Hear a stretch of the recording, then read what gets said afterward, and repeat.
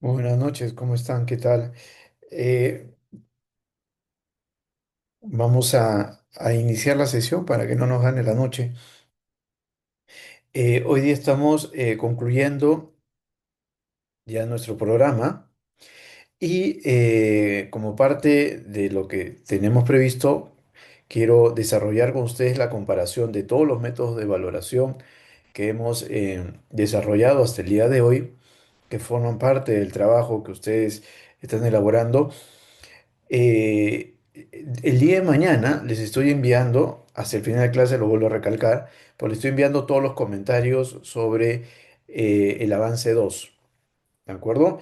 Igualmente, estarían ustedes entregando el trabajo el próximo domingo, ¿de acuerdo? El próximo domingo estarían ustedes entregando el trabajo para que luego nosotros también emitamos una opinión. Ok, entonces, para que tengan toda la semana para que puedan hacer ustedes las mejoras y los ajustes para ir a la versión definitiva. ¿De acuerdo? Bien, lo conversaremos durante la sesión. Me lo pueden me lo pueden preguntar. Eh, sí, Luis, ¿cómo estás? Buenas noches. Muy buenas noches, profesor. Muchísimas gracias por todo su apoyo y por todo su feedback. Este, eh, Solo le quería decir que, bueno, aparte de mi TAF 2, le he pasado también el TAF 1 porque no, bueno, no recibí el feedback, no sé si se traspapeló el correo, lo mandé mal, no sé. También le he pasado ahí y también, mi caso de Gloria, que no lo pude subir y que lo pasé también por correo, ni bien usted indicó la clase anterior, pero tampoco he Sí, recibido ese yo lo feedback, tengo. también lo pasé. Ya, el TAF 1, entonces discúlpeme, se me ha pasado No se con preocupe, los lo pasé correos. por, disculpe usted, más bien disculpe usted. Pero Ya, le puse también en el trabajo final ahora, por una si acaso. pregunta, Luis. ¿El TAF 2 Sí, lo enviaste por el aula virtual? sí, Canvas, todo lo he enviado por Canvas. Le he puesto el TAF 1, el TAF 2 y mi caso Gloria. Correcto, ya, sí, Sí, porque, para que no se le vaya a traspapelar, dije. de acuerdo, Y pues le está puse mi colgado comentario. en el enlace del TAF 2. Sí, correcto, ahí está Ya, todo. correcto, ya, para Muchísimas que lo gracias, podamos disculpe, revisar. Sí, para que no se me muchísimas gracias. traslape. Correcto, Sí, está sí, bien, lo vemos ya, muchas ahora y gracias. yo debo estar enviándote toda la información el día de mañana. Le agradezco muchísimo, muchas gracias. Perfecto, perfecto, igual. Vamos, y cualquier consulta me la pueden ir haciendo durante la sesión de hoy día, ¿de acuerdo? Que nos queda por delante. A ver, veamos. Eh,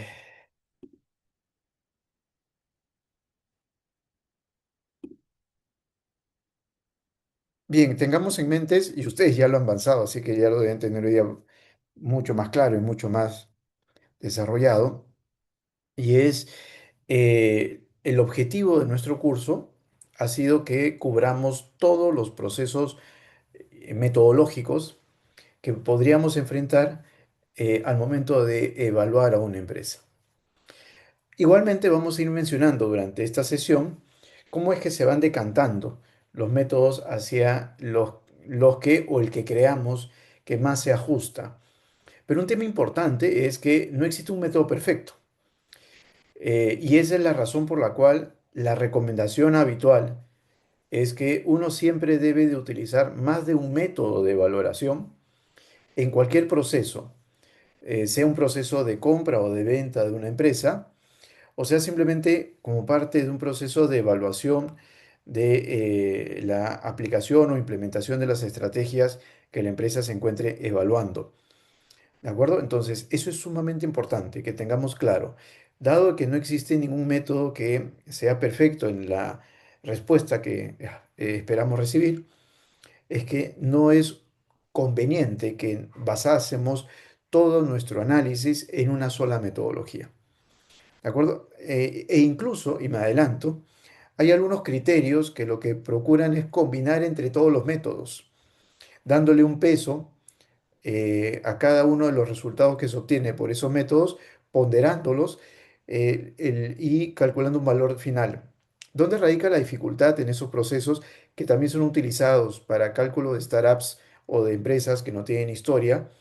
Y es que es en gran parte una arbitrariedad la asignación de los pesos.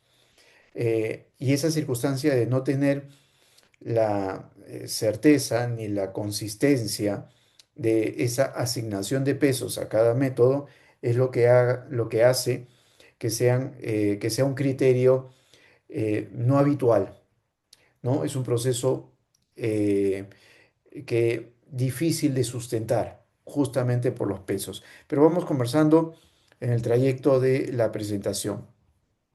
Y por favor, deténganme, porque ya aquí concluimos todos estos temas. Y sí es importante para completar el objetivo del curso tener absolutamente claro el proceso y todos los métodos a los que nos enfrentamos. La valoración estándar, ¿no?, falla ante la complejidad del alcance y la incertidumbre futura.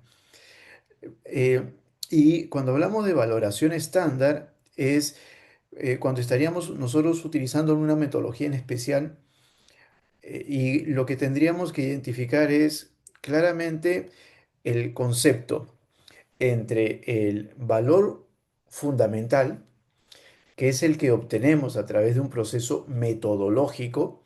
Cualquier método que utilicemos, ¿no?, será más o menos cercano a este principio de valor fundamental, también denominado valor intrínseco, porque es el que compararemos con el valor de mercado. Eh, y por eso que lo pongo ahí en la lámina, ¿no? Hay una cierta confusión y error habitual el que confundamos el precio de una acción o el precio de una empresa con su valor fundamental. Partamos por identificar que el precio es resultado de oferta y demanda, en donde esa oferta y demanda está actuando a partir de la información que disponen ambas partes. Y esa información que disponen ambas partes no necesariamente está completa, no necesariamente es íntegra, no necesariamente es la que corresponde al activo que estamos evaluando, sino que de alguna manera, tanto la demanda como la oferta, están acudiendo al mercado con la poca información o el poco conocimiento que dispongan con respecto al activo. Pero al fin y al cabo, esa demanda y esa oferta van a concluir en un precio. Mientras que el valor fundamental, el valor intrínseco, que está construido a partir de la expectativa que se tenga sobre el comportamiento futuro de la empresa, debe estar cargado de todo el conocimiento que los evaluadores, los analistas, deberían haber incorporado en este proceso metodológico de cálculo del valor. Por lo tanto, el valor fundamental, y esa es la razón por la cual se le denomina valor intrínseco, debería de reconocer todo ese potencial que la empresa debería de generar y que eventualmente el mercado no está reconociendo. ¿Pero por qué no lo reconoce? Por la falta de información o por el desconocimiento respecto al desempeño futuro de la empresa. Ese es el punto de partida.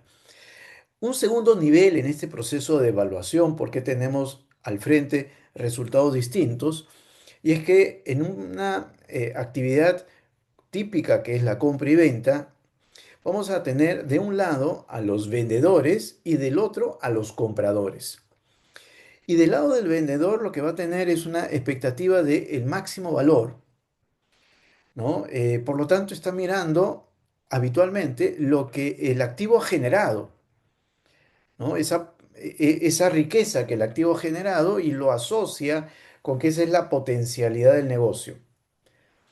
Mientras que por el lado del comprador, lo único a lo que le está asociando el valor es a esa potencialidad futura.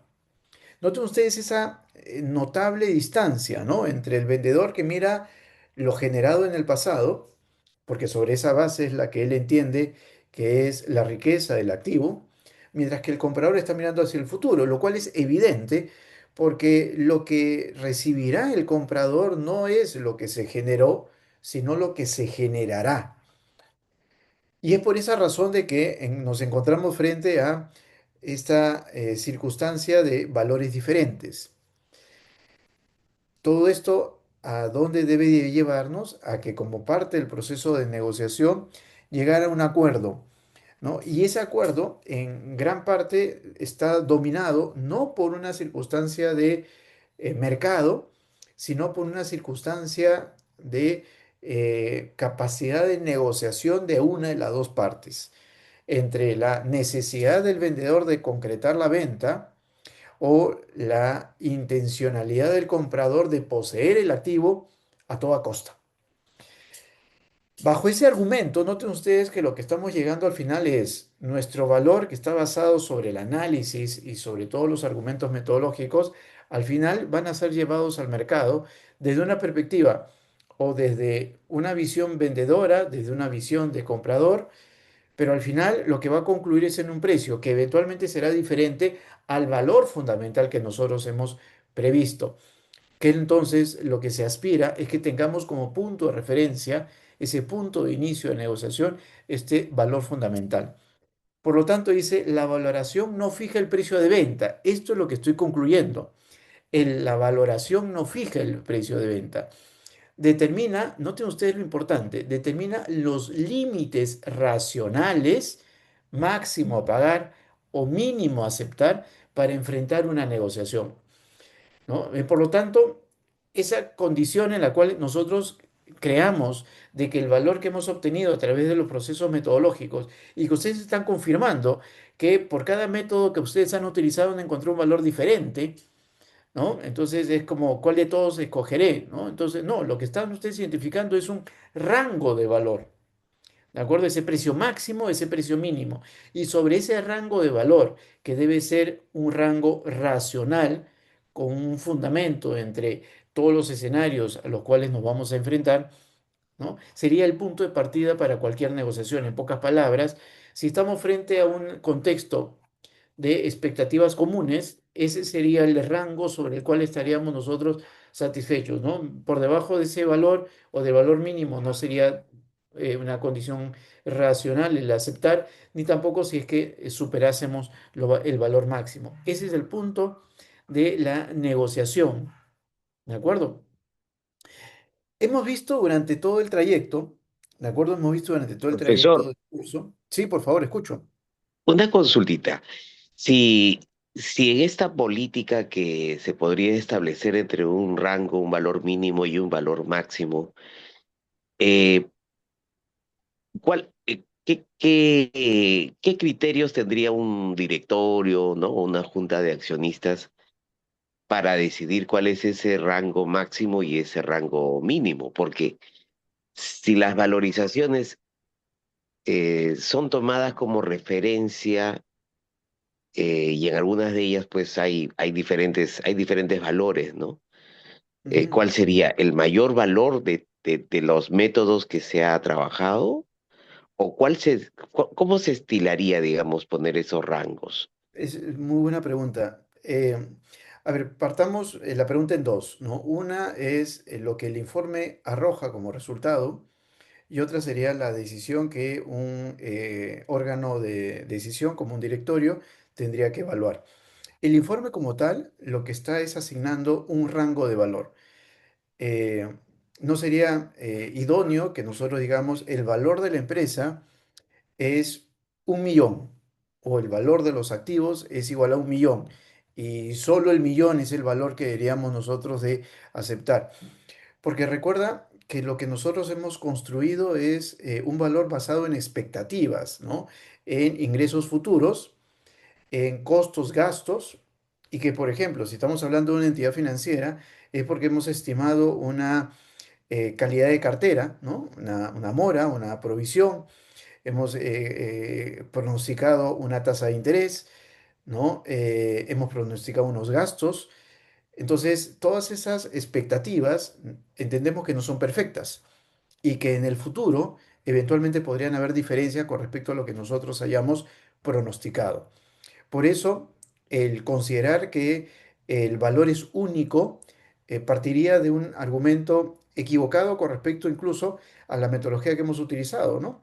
Que es el de la expectativa futura. Más bien, a lo que nos enfrentamos es a esos rangos entre el escenario del mejor desempeño respecto al escenario del peor o del más pesimista de los desempeños, y ese sería el rango sobre el cual nosotros evaluaríamos. Por eso es que cuando hemos hecho el trabajo, nosotros hemos distinguido dos niveles de sensibilidad, ¿no? La sensibilidad sobre la base de las tasas de descuento y la tasa de crecimiento perpetuo, pero además también la sensibilidad a partir de las variables críticas, ¿no? Como por ejemplo la cantidad vendida, el precio de venta, el precio de compra de insumos, es decir, variables críticas operativas y las variables críticas puramente financieras o de la evaluación metodológica. Entonces, a la primera parte de la pregunta, la respuesta es, debe haber siempre un rango de valor, porque no sería coherente ni racional que creamos que tengamos solamente un valor sobre el cual tendríamos que tomar decisión. Y esa sería un poco la Profesor, explicación que y, tendríamos que... y Ah, perdón, dale, dale, por favor. sí, en el curso de fusiones estuvo también muy interesante, estuvo el profesor Pedro Villegas. Ujú, Y bueno, ahí nos comentaba pues, ¿no? Los protocolos o el proceso, cómo se sigue. Nos decía que ahí estaba pues la carta de oferta no vinculante, luego pasaba al due diligence, ¿no? Pero ujú, el due nos puede ayudar, pero para ver cómo está ahora, ¿no? Si nuestras variables que hemos considerado críticas en el histórico y en el presente se ujú, ajustan más o menos a nuestra valorización. Pero en lo que sí siempre va a haber un cuadro de incertidumbre es la parte, pues, de, como usted nos dice, las variables eh, de mercado, ¿no? Tema de precios, tema de lo que está pasando, por ejemplo, ahorita en el gobierno que ya subió el sueldo, la remuneración mínima vital. Si es una empresa, digamos, una empresa industrial que toma su política remunerativa, tomando como base el salario mínimo vital, entonces un incremento de esa magnitud, que es un incremento ujú. bastante fuerte, diría yo, ¿no? Respecto a otros incrementos, podría ya entrar en una etapa, en una mirada un poco incierta, ¿no? En esas variables, porque el DIU sí nos ayuda hacia lo de adentro, pero la parte del mercado sí es un poco más incierto, ¿no? Sí, claro, claro que sí. Y lo que planteas es exactamente lo que nos enfrentamos, pero un poco para poder centrar a la pregunta inicial que me hacías, Walter, era, el informe lo que va a arrojar es un rango de valor y sí queda en manos del equipo de explicar al directorio, que no necesariamente tienen que conocer de todos estos temas, ¿no? Esta condición de que no podría haber un valor único, sino un rango de valor. Y sobre ese rango de valores que se estima, podría ser, y esa es la segunda parte a la pregunta que me hacías, es el directorio, conociendo qué tipo de negociaciones es la que se enfrentaría, podría decidir ir por el rango superior.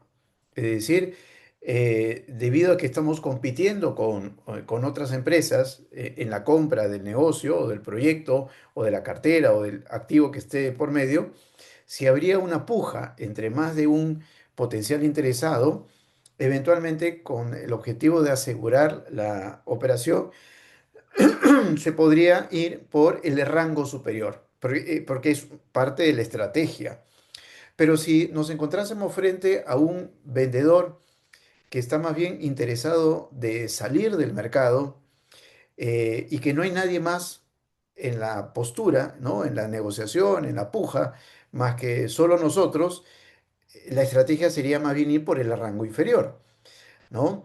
Y ese es el rango que uno decide, dependiendo de la característica de la negociación, que vamos a incluir, como bien lo has mencionado, en la carta de intención, ¿no? Esa carta de intención no vinculante.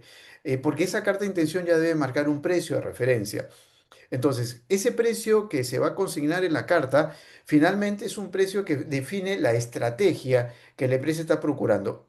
En los dos escenarios que yo te acabo de explicar, si voy a competir con más de uno y no quiero quedar fuera, lo más probable es que me alinee con el rango superior del que creo yo que es el valor asignable al negocio. Pero si soy el único y más bien el vendedor es el que quiere salir del mercado, por lo tanto hay un interés de él de salir, me pegaré al rango inferior. Es parte de mi estrategia y ese será el valor que yo consignaré en la carta de intención no vinculante. Como bien lo has mencionado, el due diligence, ¿en qué consiste? Con lo que se le denomina, ¿no? Una verificación de valor, es la forma de verificar el valor.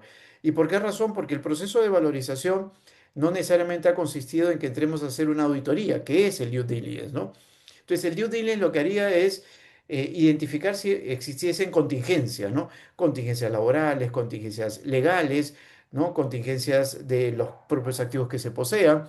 Es decir, una lista de contingencias y esas contingencias, la que debe hacer el due diligence es monetizarlas, ¿no? Valorizar esas contingencias y ese sería el valor al que tendríamos que reducir nuestra propuesta, ¿no? Es decir, el valor que hemos consignado en la carta de intención no vinculante se reduciría, ¿de acuerdo? Por todas las contingencias que el due diligence hubiera identificado, y los cuales son materiales y las cuales van a quedar, ¿de acuerdo? En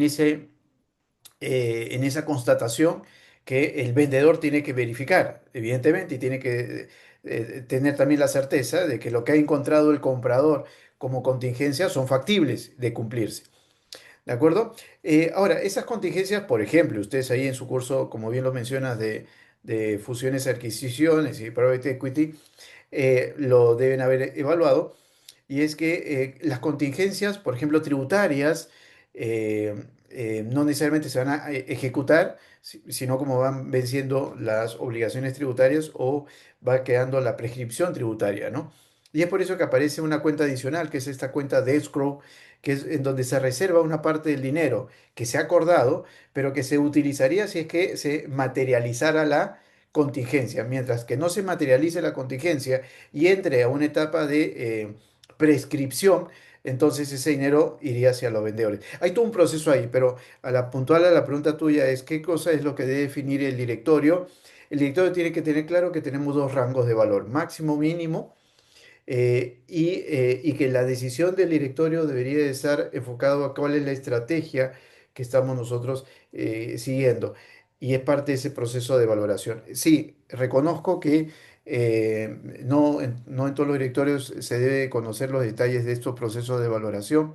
Por lo tanto, parte de la presentación de los informes de valoración debe ser un poco digamos, no necesariamente es en esos términos, pero de alguna manera un nivel de docencia para un poco explicar y lograr que el directorio esté primero consciente de los rangos de valor y en segundo lugar que sea consciente que la asignación que le dé al activo dependerá de la estrategia que se siga. ¿De acuerdo? Solamente, y eso sí es un pie de página, solamente cuando estos procesos de evaluación los llevamos a cabo como parte de una exigencia contable. Saben bien ustedes que por temas de requisitos contables, hoy día hay una buena cantidad de activos que deben ser registrados a lo que le denominan las NIF o las normas internacionales de contabilidad, las NIC, ¿no? Los valores razonables, ¿no? Y se tienen que asignar valores razonables como por ejemplo para los activos biológicos, ¿no? O para los activos que tienen esta condición de pérdida de valor, ¿no? Hay un término ahí contable que le denominan la pérdida de valor y que se tiene que valorizar todos los años, ¿no? Igualmente los negocios que son de renta, ¿no? Los que son inmobiliarios y que tienen renta. Entonces, hay varias exigencias de marco regulatorio contable que requieren estos procesos de valoración guiados por, y lo dice la norma contable o la NIF, lo dice literal, es aplicando metodologías de flujos futuros, ¿no? En esos casos en los cuales sí hay necesidad de hacer un registro contable, claro, queda evidente que es un valor único el que yo debo de arrojar, ¿no? Porque si yo le asigno a la contabilidad un rango de valor, el contador me va a decir, oye, no me estás dando una respuesta, porque yo tengo que tener un valor para asignar en la contabilidad, para consignarlo en la contabilidad. Bueno, es una circunstancia especial que va más allá del proceso de valoración bajo este entendido de el valor de empresa como negocio en marcha. ¿De acuerdo? Y entonces, dentro de este desarrollo que hemos seguido, nosotros hemos estado desarrollando en estos grandes grupos. Nosotros hemos trabajado 6 métodos de valoración. Las clases anteriores, recuerden ustedes que me comprometí de entregarles una serie de documentos. Ahí los tenían todos ustedes al día siguiente, como se los ofrecí. Eh, entonces, nosotros hemos trabajado aquí en clase 6 métodos de valoración que están el grueso de ellos agrupados en el descuento de flujos. El primer método, que es el método basado en balance, ¿no? Que nosotros lo hemos distinguido como el método de balance. Dos, el método de balance ajustado. Y tres, el método de balance ajustado de liquidación, que es una visión puramente patrimonial, es una visión estática, es una visión más bien bajo la expectativa de el negocio no tendría una continuidad, sino lo que estaríamos enfrentando nosotros sería la venta de los activos. Si quisiéramos verlo de una perspectiva de alternativas de metodologías de valoración, debería de ser el mínimo valor, ¿no? Porque estamos nosotros valorando en función del valor de activos, en función a lo que tiene registrados en el balance y al valor de mercado al día de hoy. Eso significa que si nosotros liquidásemos todos los activos, ¿cuánto es lo que recibiríamos por ellos? Esa es una visión que sería el mínimo valor que estaríamos nosotros dispuestos a recibir por los activos que poseemos. Por lo tanto, es una referencia también. El otro grupo, sobre el que también nosotros hemos trabajado, que son los métodos basados en múltiplos, ¿no? Que tiene una referencia de tomar el valor a partir de un precio ya definido en el mercado, ¿no? Y que nosotros tomamos como estos ratios o múltiplos, ¿no? Que, por ejemplo, para lo que hemos avanzado en clase, hemos utilizado el valor de la empresa con respecto al EBITDA, el valor de la empresa con respecto al EBIT, el valor de la empresa con respecto a las ventas o al flujo de caja, ¿no? O este último ratio que es el del PER, ¿no? El precio a utilidad. Es una referencia de mercado que ciertamente tiene las limitaciones de las que ya hemos conversado, ¿no? La primera gran limitación es encontrar empresas comparables, y la segunda limitación es que estaríamos tomando como referencia un precio de mercado, el valor en que se están negociando estas acciones al mercado, que justamente es el punto de partida de la lámina anterior, y es que el precio es diferente a valor, ¿de acuerdo? Por lo tanto, es un método que, como siempre lo hemos mencionado, es un método muy útil, ¿de acuerdo? Pues un método, no el método principal, sino el método de validación, ¿de acuerdo? No el método principal, sino el método de validación. El tercero, que es el método mixto o el fondo de comercio, recordarán ustedes que mencionaba yo que que todos los métodos nosotros los podríamos agrupar y darle pesos de acuerdo a la prioridad en términos de eficiencia teórica de cada uno de los métodos y los combinásemos en realidad todos los resultados, ¿no? Pero como lo dice la lámina, es una combinación arbitraria y sin sustento. Esa es la razón por la cual estos métodos mixtos yo no los recomiendo. El mercado los utiliza, por eso es que está en la lámina, ¿de acuerdo? Pero al no tener una un sustento, este proceso de combinar los métodos, los pesos que le asignamos a los métodos, eso nos lleva nuevamente a que sea cuestionable el valor que asignemos. Eh, y por eso es que el cuarto método, que es el grueso de todos los métodos que nosotros hemos trabajado en el curso, ¿no? Que es el estándar dinámico y que está basado sobre la generación futura. Los 6 métodos que hemos trabajado, 5 de ellos está basado sobre descuento de flujos y solo uno, que es el método basado en múltiplos, perdón, 5, porque el sexto es el método de opciones reales, ¿cierto? Entonces, este método de los 4 métodos que hemos mencionado, que es el descuento, todo basado en descuento de flujos, el uno que es el método de múltiplos y el sexto que es el método de opciones reales. Por lo tanto, conclusión, existen múltiples enfoques para la valoración de los activos, ¿de acuerdo? Pero no todos poseen el mismo rigor conceptual.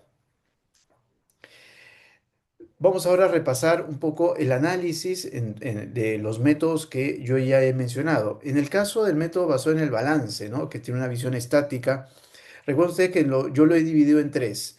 El valor contable puramente, ¿de acuerdo? Que es el valor que aparece en los estados de situación financiera, que lo que vamos a enfrentar es que casi nunca coincide con el valor real en el mercado de los activos. Luego viene el activo neto real ajustado, ¿no? Y es cuando lo ajustamos a su valor de mercado, ¿no? ¿Qué cuentas son habitualmente las que vamos a ajustar? Vamos a ajustar las cuentas de las cuentas por cobrar, vamos a ajustar el inventario, vamos a ajustar los activos fijos, ¿no? Que son habitualmente las cuentas que se ajustan, que se revisan. Y el tercero, que es el valor de liquidación, que sería el valor de los activos neto ajustados deducido los gastos de liquidación, ¿no? Bajo el entendido de que entraríamos a esa etapa.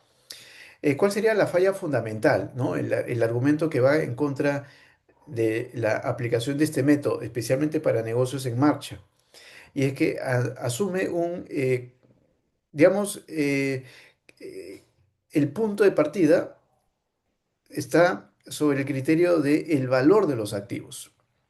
Pero el valor de los activos sin esa condición que lo hace útil para la empresa, ¿no? Que es operando en conjunto, ¿no? Es en pocas palabras el valor de los activos de manera independiente, de manera individual, mirando la situación o la condición en la que se encuentran, sin añadirle toda esa capacidad que esos activos operando en conjunto podrían generar en el futuro ingresos adicionales. Eh, Y finalmente, ¿cuál sería la utilidad estratégica, perdón, para la aplicación de estos métodos? Es el establecer un piso de valoración, lo dije hace un momento atrás, ¿de acuerdo? Lo menos que podríamos recibir por toda la empresa sería este valor que nosotros obtendríamos, ¿no? Nadie debería de vender por debajo de este nivel. El segundo método que también nosotros hemos desarrollado, que es el método basado en los múltiplos, ¿no? Que es un espejo de mercado. ¿No? Ahí yo he puesto al costado, a la mano izquierda, algunos de los ratios, ¿no? El precio, el PER, que es el precio respecto a utilidad, el valor respecto a las ventas, el valor respecto a el EBITDA. ¿Cuál es la mecánica con la cual se construyen estos métodos? El primero es multiplicar un indicador de la empresa por un coeficiente de empresas comparables. ¿Cuál es el indicador de la empresa? La utilidad, las ventas, el EBITDA, el EBIT, ¿no? Ese sería el indicador de la empresa que estamos evaluando. Y lo vamos a multiplicar por el coeficiente de las empresas comparables. Y el coeficiente es justamente este ratio que nosotros hemos identificado, ¿no? El ratio PER, el ratio valor ventas, el ratio valor EBITDA, ¿no? Hemos tomado como referencia, ¿no? Estos coeficientes a partir de empresas comparables para poder deducir, ¿no? El valor que sería asignable a la empresa que estamos evaluando. ¿Cuál es el peligro de la aplicación de este método y cuáles son los problemas que podríamos encontrar subyacente a él? Eh, la externalización, ¿no? Del análisis, es decir, estamos partiendo de del valor de empresas que entendemos como comparables, ¿no? Y es por eso que dice, asume ciegamente que el mercado está valorando correctamente a la competencia. ¿Qué quiere decir esto? Y es que los coeficientes que nosotros obtenemos, este PER, este valor sobre ventas, este valor sobre EBITDA, son valores que el mercado ha calculado de manera perfecta. Recuerden ustedes al inicio de esta explicación cuando yo mencionaba que la formación de los precios en los mercados podrían estar inducidos no por la integridad de la información y por todo el conocimiento que se pueda disponer, sino básicamente porque hay posiciones de tanto demanda y oferta que conducen a esos resultados, pero no necesariamente sobre la base de la real información que se pueda tener y disponer con respecto a la empresa. En conclusión, estos coeficientes que nosotros podríamos tomar del mercado, pues tienen esa carga, ¿no? De problema oculto, ¿de acuerdo? Y eventualmente podríamos estar trasladando a la valoración, ¿no? Estas circunstancias de burbujas potenciales, ¿no? De determinados momentos o incluso en los descensos en los mercados, ¿no? Castigando el valor de las empresas de una manera inadecuada. A eso además hay que añadirlo, ¿no? Como lo he puesto ahí, que es lógicamente imposible encontrar empresas verdaderamente gemelas, ¿no? Por lo tanto, cómo es que nosotros concluimos la aplicación de este método? Es útil solo como una aproximación rápida o como un contraste secundario de cordura, nunca como un método principal. Por eso es que el método de múltiplos siempre es recomendable utilizar, pero basado en el argumento de contraste secundario, en términos de qué es lo que el mercado está esperando recibir o negociar con respecto a la empresa y el activo, ¿no? Pero no como un método principal. Ya lo he mencionado antes, ¿no? Pero cuando hablamos de métodos mixtos, ¿no? Es la combinación de los métodos que hemos utilizado. ¿Cuál es la falla metodológica? ¿No? Intentar sumar una magnitud estática del pasado. Imagínense que estamos combinando el método de balance con el método de múltiplos, con el método de flujo de caja.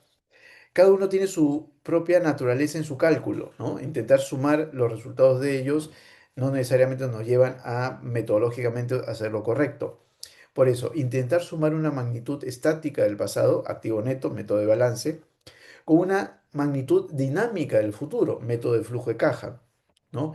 Usando fórmulas matemáticas sin ninguna base científica. Por eso es que este método, ¿no? Al que le podríamos denominar un Frankenstein financiero, que es utilizado no necesariamente para esos métodos, pero sí su proceso metodológico cuando se están valorizando startups, ¿no? Dado que en ese caso no tenemos ningún tipo de argumento para poder sustentar el proceso de valoración de estos negocios disruptivos, ligados mucho con tecnología, ¿no? Nos llevan a aplicar este tipo de métodos mixtos. Pero en el caso de empresas que ya están operando, implementar este tipo de metodologías sí nos pueden llevar a un grave o a un error muy alto. ¿De acuerdo? Por eso es que la conclusión es, carecen de sentido económico, son altamente arbitrarios e indefendibles metodológicamente, descartados para la toma de decisiones profesionales. Y por último, que es el que nosotros entendemos como el método del descuento de flujos de caja, que es el que se entiende como el estándar de oro, ¿no? Que está basado en el valor presente de los flujos de caja futuros, ¿no? Descontados en una tasa de descuento. Aquí estoy aplicando la tasa WACC. Ya hemos aprendido que dependiendo de la naturaleza de los flujos, la tasa de descuento que utilizaremos podría variar. ¿Cuál es el principio fundamental?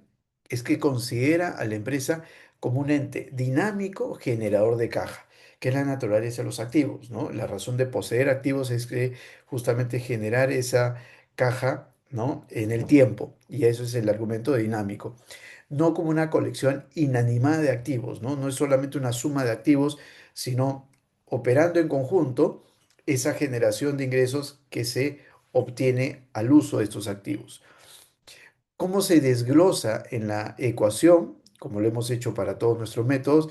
De un lado está el flujo de caja y del otro la tasa de descuento, ¿no? Siendo la tasa de descuento lo que está midiendo, que es el riesgo, ¿no? Y el riesgo a partir del tiempo en el que nosotros estaríamos recibiendo los flujos de caja que estamos pronosticando.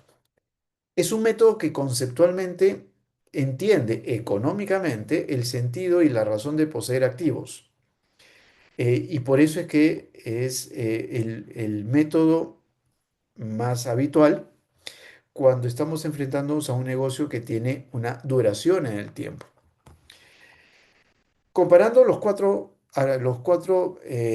perspectivas de valor, ¿no? Desde una perspectiva de quién captura el futuro sobre quién captura metodológicamente de una manera más rigurosa el valor, entenderemos que quien está aplicando ambos, tanto la rigurosidad metodológica como los argumentos de esta expectativa futura, es los métodos asociados al descuento de flujos, mientras que el método que no captura ni el futuro, ni es riguroso metodológicamente, que son los métodos de balance, ¿no?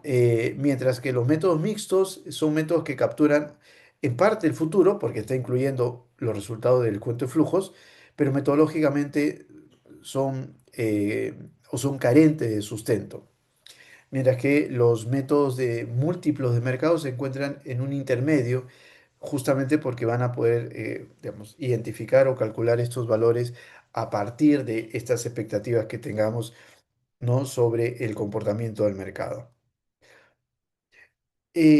Un segundo argumento, al momento que nosotros estamos analizando los métodos de valoración y cuáles son los que deberíamos de aplicar en sentido estricto, y es según el perfil de la empresa. Si nosotros estamos frente a una empresa en cierre o en un proceso de quiebra, por lo tanto, lo que debe valer es el pasado y basado en un modelo estático. Por eso, el método que le aplicaría sería el método del balance ajustado de liquidación. Si estamos frente a una empresa estable, habitualmente una empresa estable son todas aquellas que son empresas maduras, de sectores maduros. A eso se refiere una empresa estable. Y además está en marcha, es decir, que tiene futuro y desarrollando sus actividades en el futuro. Cuando cumple estas condiciones, que es una empresa estable, un sector maduro y que opera en el tiempo y operará en el tiempo, ¿no? En este caso, el método que por excelencia le será más útil será el método del descuento de flujos, ¿de acuerdo? ¿Ok? Mientras que,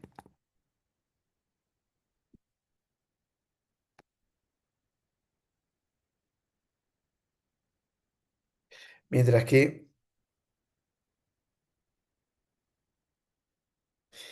en el caso de una startup, ¿no? En el cual tenemos flujos altamente inciertos, lo que enfrentaremos es métodos ligados al descuento de flujo, al que eventualmente le añadiríamos factores probabilísticos, que es el método de opciones reales que nos ayudaría, pero además los métodos de múltiplos, ¿no? Que serían útiles para tomar referencias de mercado.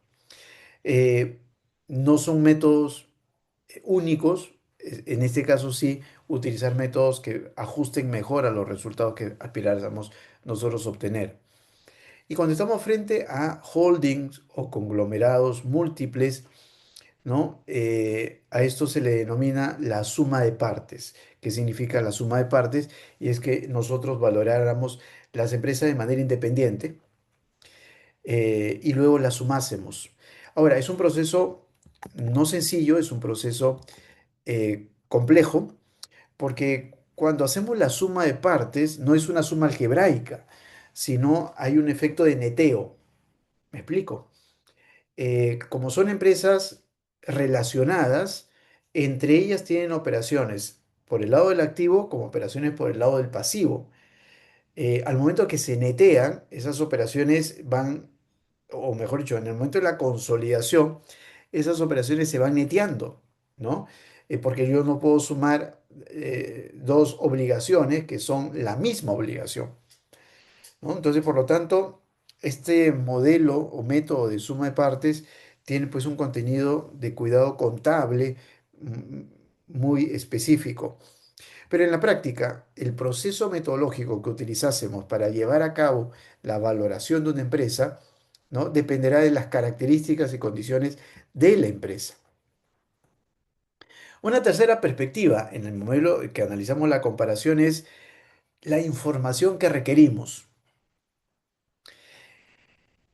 Cuando estamos utilizando los métodos de balance, la información es la que el estado financiero nos provee, ¿no? Y es el punto de partida. Exigimos una lectura básica de los estados financieros, sería esa la habilidad o el conocimiento que requirásemos.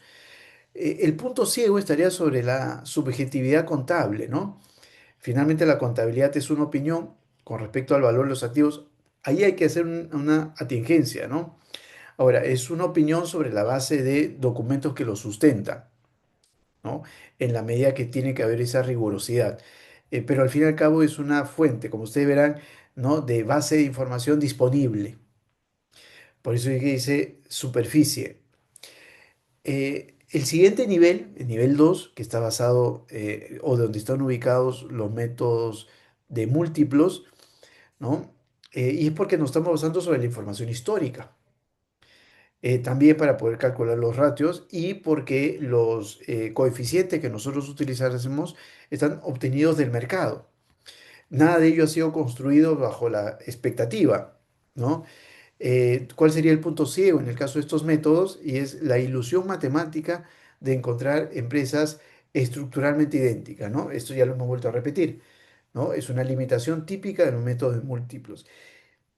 Y llega a un nivel 3 con una mayor profundidad los métodos de descuento de flujos, que ya son métodos que en términos de información que se requiere es mucho mayor, ¿de acuerdo? Mucha mayor información de la que se requiere para cualquiera de los dos primeros métodos que nos hemos hecho referencia, ¿no? Y porque lo que estamos nosotros proyectando son estas expectativas hacia el futuro, que es el análisis estratégico, ahí yo lo he colocado como análisis estratégico profundo, una comprensión con respecto a la cadena de valor, porque todo eso debe estar sustentado sobre la base de el- el- la posibilidad o de generación de ingresos, los aspectos macroeconómicos, que nosotros los hemos llevado bastante en detalle, las proyecciones de la inversión en activos fijos, CAPEX, y la inversión en capital de trabajo, las necesidades operativas de fondos, ¿no? Y todo eso con una evaluación rigurosa a partir de la tasa de descuento que utilizásemos, ¿no? Tomando como referencia las betas, ¿no? De empresas comparables o de mercado y las primas de riesgo de mercado que le hemos ido añadiendo, ¿no? A el proceso de valoración. Entonces, una tercera perspectiva con la cual nosotros analizamos todos los métodos de valoración es la información requerida, la información que vamos a necesitar para poder llevarlo a cabo. Eh, ¿Y cuál es entonces el método más conveniente? Ojo, y quiero insistir, cuando nosotros hacemos un proceso de valoración, eh, no es conveniente utilizar un solo método, sino utilizar por lo menos dos o tres métodos. De ellos, ¿hay un método principal? Sí, el que tengo al frente. ¿Hay un método validador? Podría ser el método de múltiplos, que es el más habitual, o podríamos tener el método de dividendos, que también sería un validador, ¿no?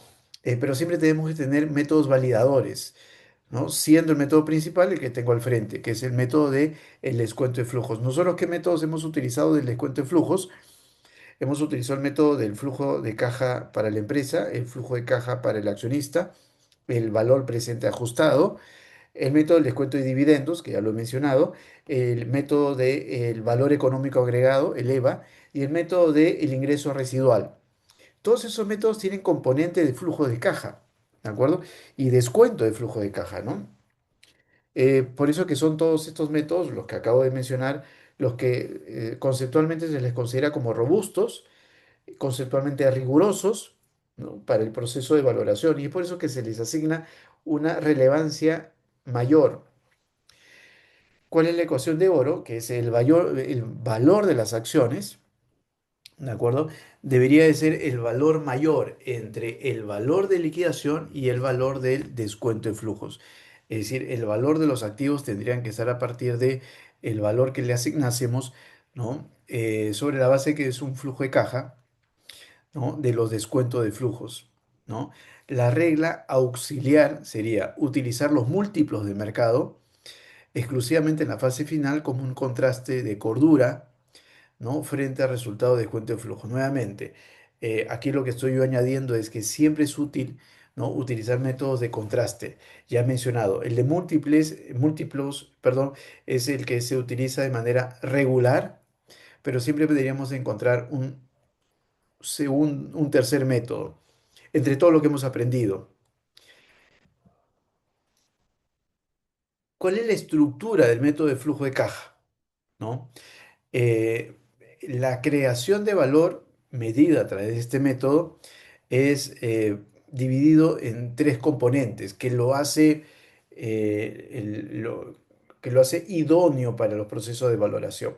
Vean ustedes, ¿ah? El primer componente, ¿no? Es el que nosotros entendemos como el que reconoce la generación de ingresos futuros, que lo he repetido ya en varias ocasiones, es decir, el motor de la generación depende, ¿no? A partir de allí de la rentabilidad para las inversiones sobre la base de un crecimiento operativo sostenido y a partir de una eficiente gestión, no solamente tributaria, sino de de todas las inversiones que posee, ¿no? Tanto como las necesidades operativas de fondos, como el CAPEX, la inversión en activos fijos. Entonces, por lo tanto, primer argumento es reconoce esa capacidad de la empresa de generar flujo futuros. Primer componente. Segundo componente y es la rentabilidad exigida a partir de un filtro de riesgo. Y esa rentabilidad exigida es la tasa de descuento que estamos utilizando y que la tasa de descuento está dividiéndose entre dos insumos, ¿no? Que es el costo de capital de los accionistas y el costo de la deuda. La combinación de ambos es lo que nos lleva a esta tasa del costo promedio ponderado del capital, el WACC. Por lo tanto, este segundo componente que hace idóneo el método del flujo de caja es porque estamos reconociendo a través de la tasa de descuento esta concepción de rentabilidad exigida combinada con el riesgo que estamos asumiendo, ¿correcto? Es decir, ¿cuánto es lo mínimo que deberíamos de exigir como rentabilidad? ¿No? Es esa tasa de riesgo que estaríamos asumiendo. Por eso es que las tasas que estamos utilizando están partiendo de el análisis del riesgo de cada una de estas cuentas, ¿correcto? Y el tercer componente que hace atractivo este proceso metodológico es el de la comunicación. A la pregunta que me hacía Walter al inicio de la clase, cuando hablábamos sobre cómo enfrentábamos estas solicitudes que nos hacen los directorios o para definir exactamente qué método es el que debemos de utilizar, un argumento central es la simplicidad del método al momento que lo explicamos a los usuarios de la información. Llevar a un comité, llevar a un directorio, llevar a un accionista una metodología probablemente muy sustentada, teórica y metodológicamente, pero muy sofisticada en su proceso de explicación, lo que va a conducir es que el usuario de la información no lo comprenda en su integridad y empiece a dudar de los resultados. El no entender o el no comprender en su integridad va a conducir a que haya una duda con respecto a los resultados que estamos enfrentando. En conclusión, en lugar de favorecer el uso del resultado, el uso de la información que estamos proporcionando, lo que estamos es creando más confusión. ¿Cuál es la característica que hace idóneo este método? Es porque primero es transparente con el mercado del inversionista. ¿Por qué? Porque reduce esa percepción de incertidumbre. Incertidumbre a partir de su proceso metodológico, su proceso conceptual. Por lo tanto, es fácil de poderlo incorporar en nuestro proceso de evaluación. Lo que está generando es un impacto directo en la retención de valor. Por lo tanto, la comunicación del resultado, especialmente por quienes han elaborado el proceso y el cálculo de valor, debe ser fundamental al momento que estamos dando esta sustentación. Por lo tanto, ¿cuáles son estos tres principios o argumentos que hacen que este sea un método al que se le reconoce como el método principal? Recordémoslo, estamos tomando como referencia empresas maduras o sectores estables, porque cuando ya estamos enfrentando empresas o sectores inciertos, en general los métodos van perdiendo certeza, al igual como este método. ¿De acuerdo? Flujo futuros captura el efecto del riesgo a través de la tasa de descuento, pero adicionalmente es un método que es práctico, que es un método que captura de una manera eh, sencilla, sencilla en la parte metodológica, laborioso, y ustedes lo han hecho, laborioso en su proceso de desarrollo, pero sencillo en su proceso metodológico, y en lo principal, que es lo que yo he resaltado, la facilidad de que los usuarios finales de la información capten, conozcan, identifiquen el resultado que se está obteniendo. Cuando estamos en estos procesos, acabo de ir terminando entre los límites de lo más complejo a lo más sencillo, más práctico. Y por eso que en el título de la lámina yo lo distingo entre los límites matemáticos y el sentido común. Gran parte de hacer finanzas es sentido común. De un lado tengo el espejismo contable, ¿en qué consiste? La contabilidad es una opinión sujeta a múltiples reglas, estimaciones y convenciones, ¿no? Esa es la razón por la cual cuando los métodos como el de múltiplos o como el de balance tienen pues unas limitaciones, ¿de acuerdo? Mientras que el método del cash flow o del flujo de caja es un método sobre la base de lo que realmente podrá ocurrir o de lo que creemos que podrá ocurrir, pero que sobre la base de esa potencialidad que nosotros estamos manejando, ¿no? Y esa es la razón por la cual los métodos de caja, de flujo de caja, son más reconocidos. Pero por el lado de la irracionalidad, cuando hablo de irracionalidad en el mercado es la formación de los precios, si nos basáramos en los precios del mercado, la conclusión será que los mercados no siempre tienen la razón. La pregunta, ¿por qué no tendrían la razón? Es por lo que yo he ido ya mencionando ya en algunos momentos, y es la formación de los precios está explicada por la capacidad de los ofertantes y los demandantes, del vendedor y del comprador, de ir al mercado con el conocimiento que tengan.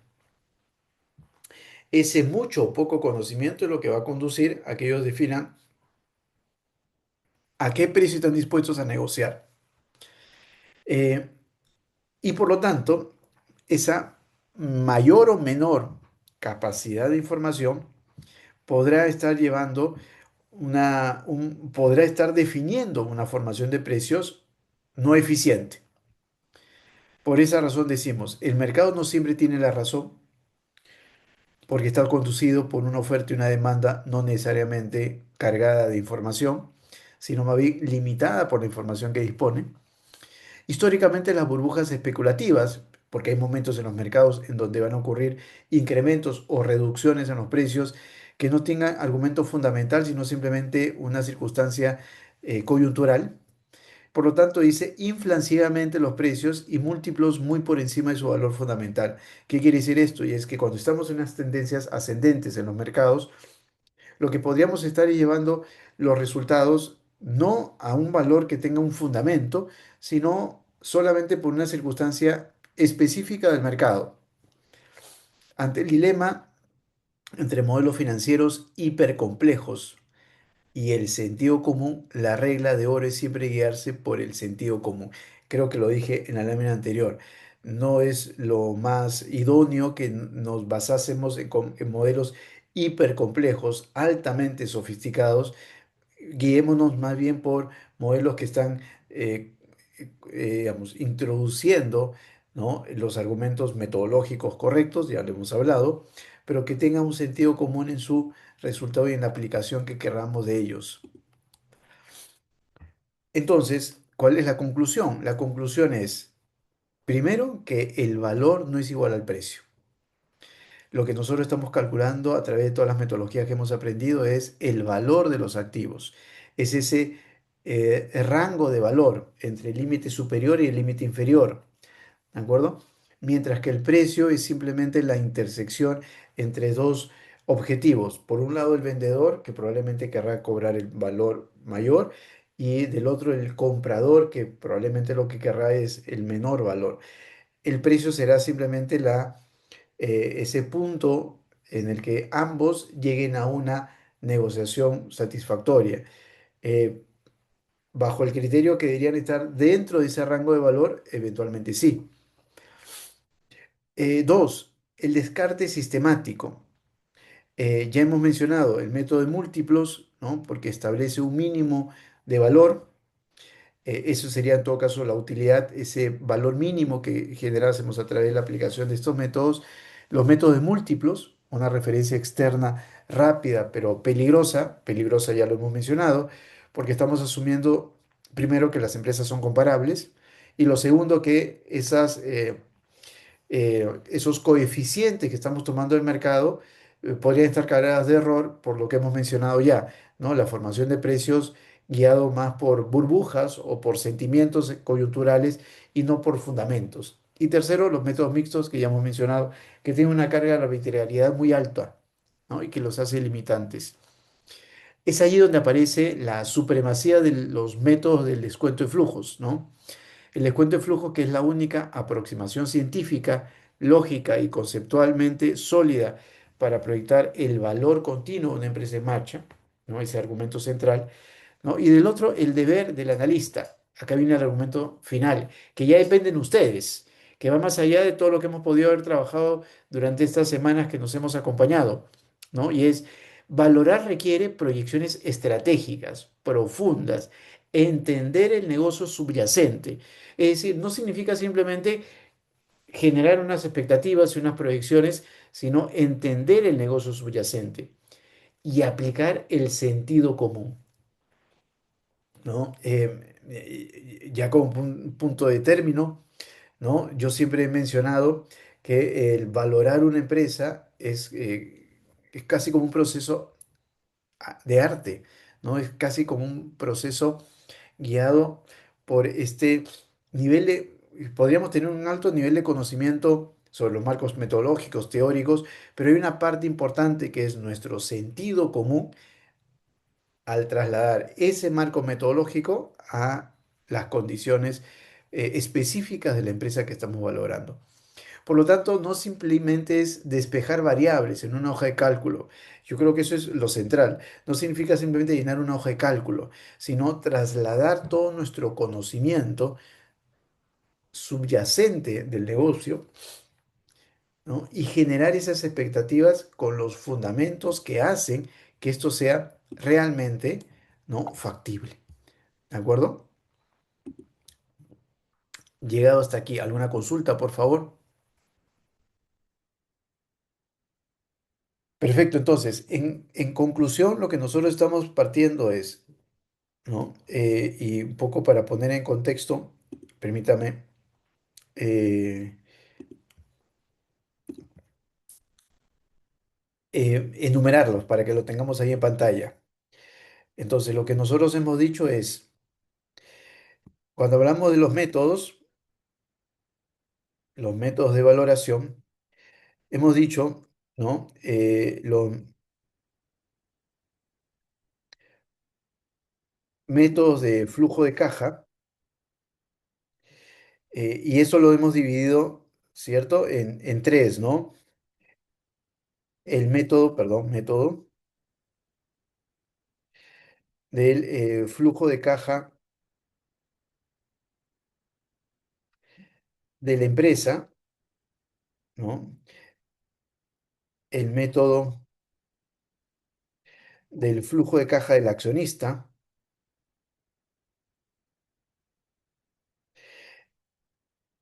el método del valor presente ajustado.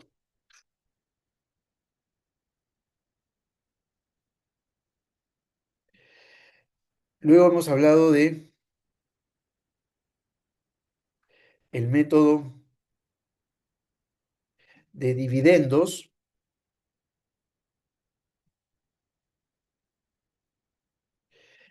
el método de el valor económico agregado,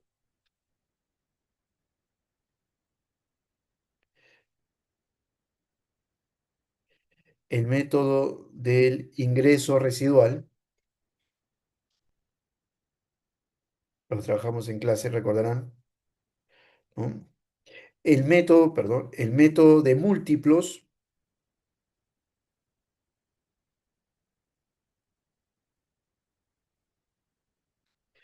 y finalmente el método de opciones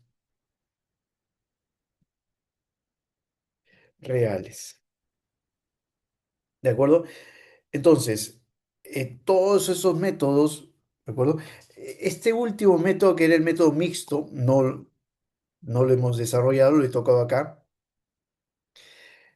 Y para compartir con todos en la práctica, el método mixto lo que hace es utilizar todos los métodos que hemos calculado, pero asignarles a cada uno un peso. Entonces, en pocas palabras, el valor que obtenemos a través de este método es un valor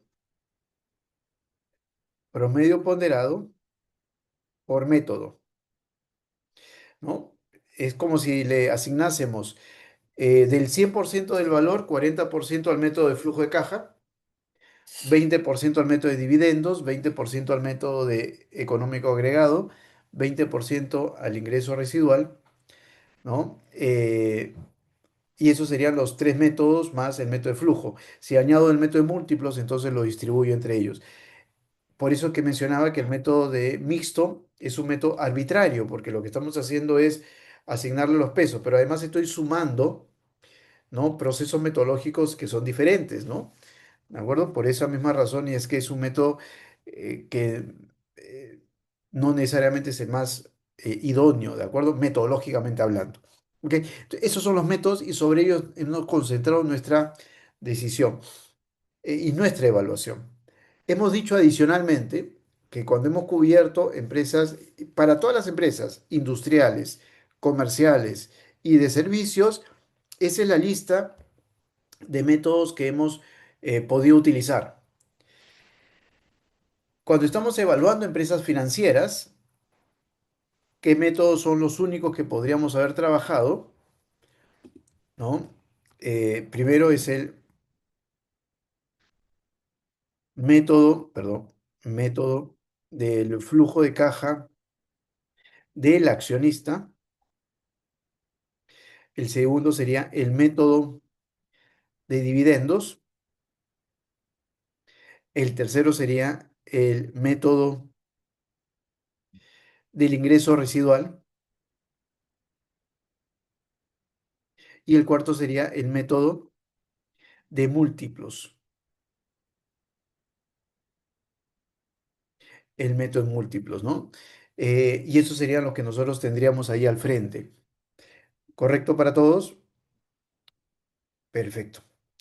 Entonces, dicho esto, quiero compartir con ustedes yo les compartí en la, a ver,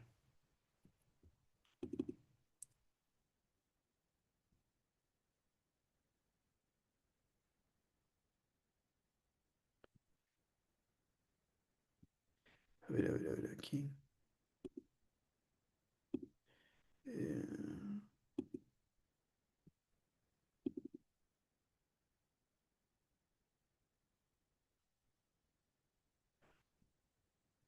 entonces, a ver, vamos a compartir.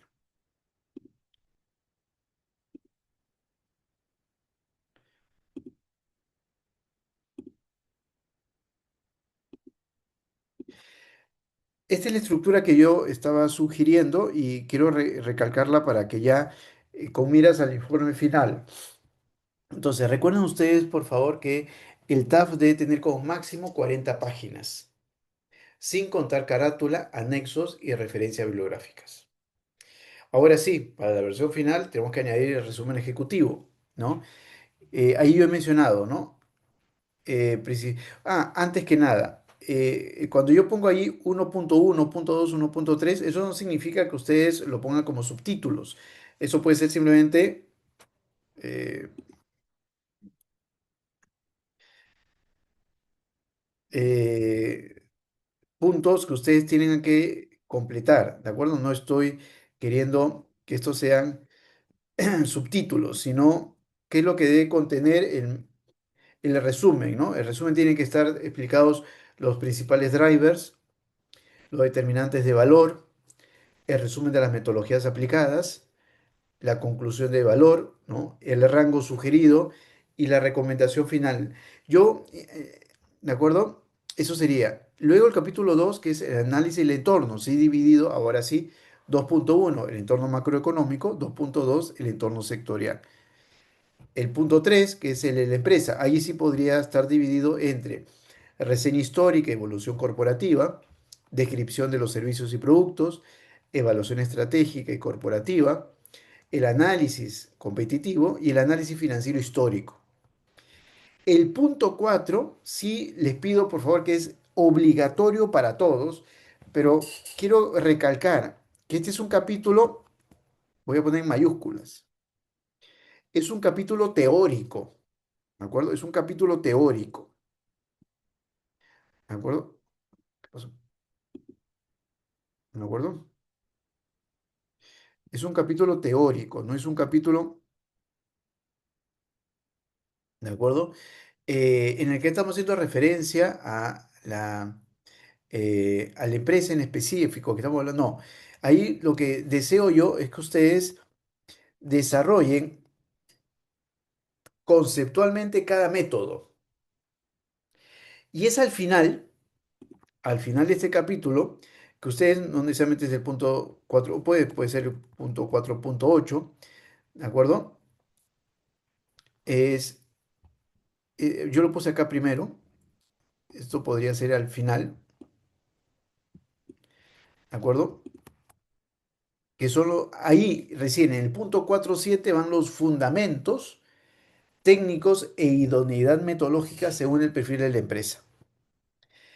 ¿De acuerdo? Es decir, en el punto 4 todos los métodos se describen de manera teórica, conceptual. Y al final de ese capítulo es que vamos a hacer la explicación de cuál es el método más idóneo y lo sustentamos, ¿correcto? Y es en el capítulo 5 donde ya viene propiamente la aplicación de los métodos, la construcción de las premisas y las proyecciones financieras, el cálculo de las tasas de descuento, porque estamos trabajando con distintas tasas de descuento, ¿no? Y aplicamos todos los métodos. Ojo, acá aplicamos los métodos que el único método que se nos dificultaría es el método de opciones reales. Luego todos los vamos a poder aplicar, ¿de acuerdo?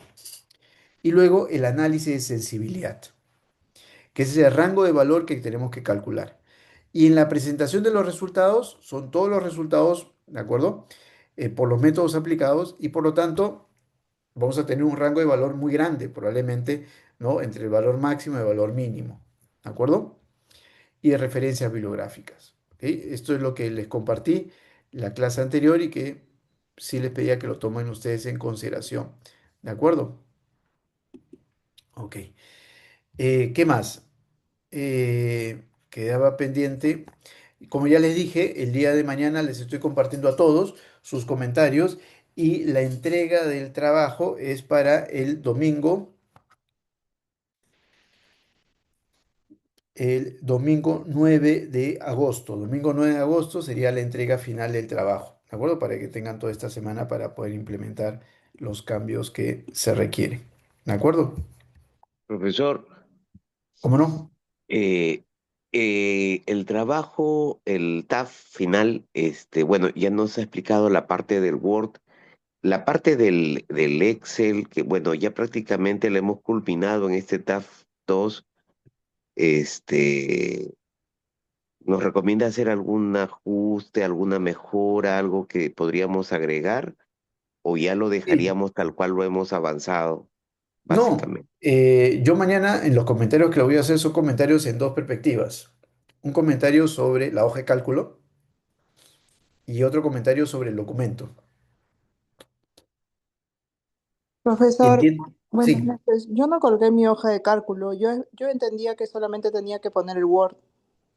Puse los Ah, datos, sí, o sea, puse todos los pantallazos de mis cálculos, pero no, como no decía que se ponía la hoja de cálculo, no, yo no la puse. ok. O la puse. Entonces, yo le voy a mandar una nota. Eh, Sí, para la entrega final, sí es necesario que entreguen tanto el Excel como el informe. ¿De acuerdo? Pero lo voy a escribir porque como no estamos todos en sala, sí es obligatorio para la entrega final.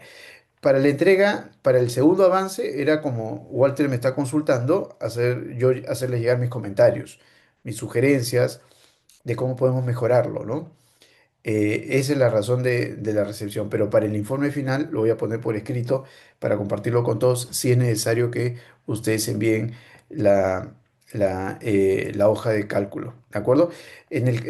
Tanto en el TAF 1 como TAF 2 yo no califico el Excel, o sea, no forma parte de la calificación, es simplemente poderles hacer llegar comentarios o sugerencias para mejorar su hoja de cálculo, esa es la intencionalidad. Si lo deseas, Karen, compárteme tu hoja de cálculo y mañana te hago llegar también algún comentario que pueda ser útil, ¿no? Ya, Profesor, profesor. una consultita Bueno. más. Este, al tomar en cuenta ya sus comentarios, podrían variar algunos de los datos que hemos puesto en el TAF 2, Ah, ¿no? sí, Porque claro. Sí. de Por repente ejemplo, nos salen pues algunos considerandos un poquito diferentes, ¿no? Tal vez la metodología en base, digamos, no creo que cambie mucho, pero no, no, sí no, no, algunas no. consideraciones, ¿no? No, a ver, te comento, ¿cuáles son mis comentarios habituales? Es cuando veo que la tasa de crecimiento en las ventas es muy pronunciada, ¿no? Y no está asociado a el CAPEX, por ejemplo, ¿no? O sea, creces muy rápido en ventas y tu CAPEX es pequeño. Ahí hay una inconsistencia. Eso es lo primero que voy viendo. Lo segundo son los márgenes, ¿no? Si los márgenes son muy elevados o no son consistentes con los márgenes históricos. Ese es lo segundo que reviso y que le hago llegar sugerencias, ¿no? Sí, eventualmente las sugerencias que yo les haga llegar podrían originar cambios en el informe final, sí, ¿de acuerdo? Sí, claro que sí. Gracias, Eh, profesor. Sí, no, al contrario. Luis, disculpa, me profesor, tenías alguna consulta. sí, profesor, Sí, David, te escucho. David.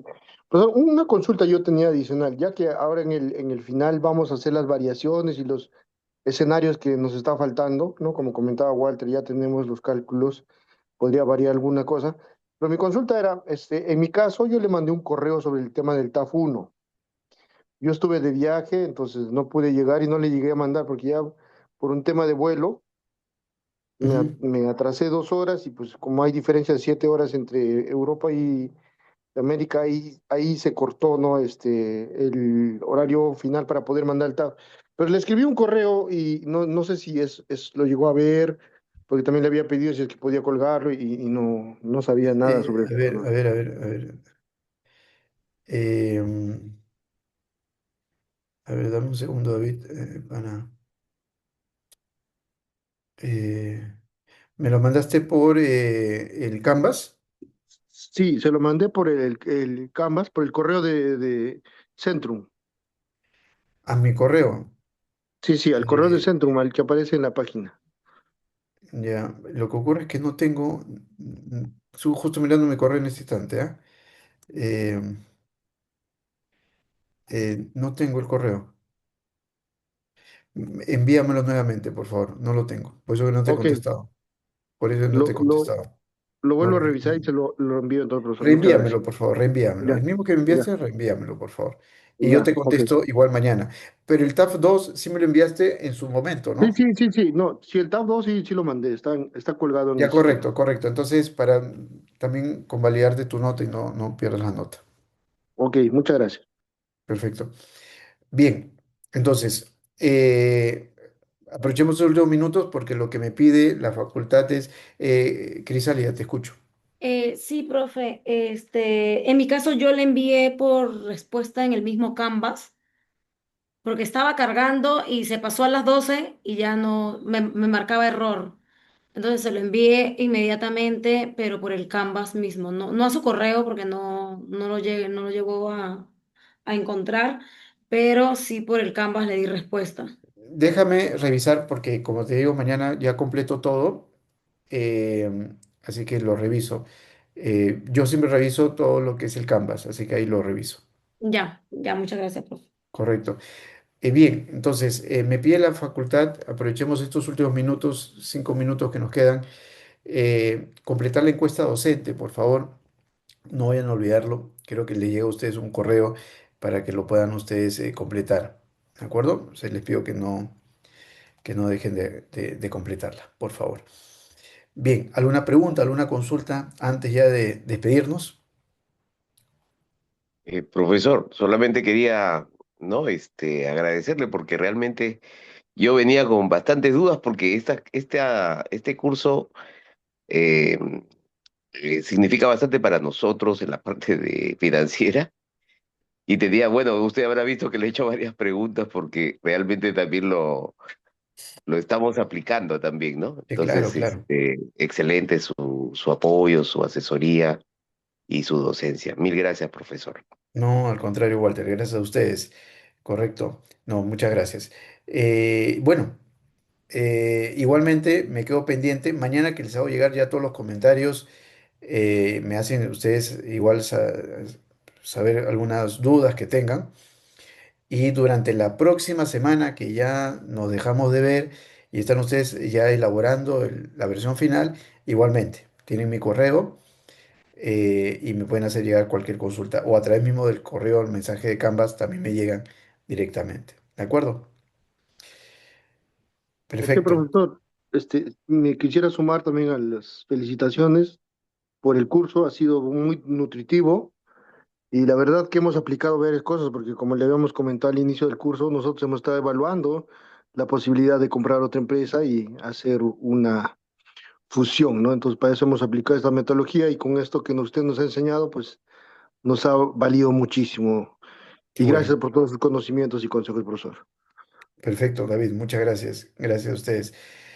Bien, muchas gracias. Si tienen una consulta adicional, si no, nos quedamos aquí y nos encontramos. Traen ustedes mi correo, en lo que les pueda ayudar, con mucho gusto. Ha sido un grato gusto poderles acompañar en este curso y me encuentro a la expectativa de recibir sus informes finales, luego que yo mañana les haga llegar todos los comentarios de la versión 2. Muchas gracias, muy buenas noches. Gracias, Muchísimas gracias, profesor. profesor, Gracias. por todo. Buenas Muchas Buenas noches. gracias. Muy noches. buenas Buenas noches. Gracias a noches, Cuídate. profesor. ustedes. Hasta Buen luego. fin de Buenas Muchas semana. noches. gracias. Cuídense.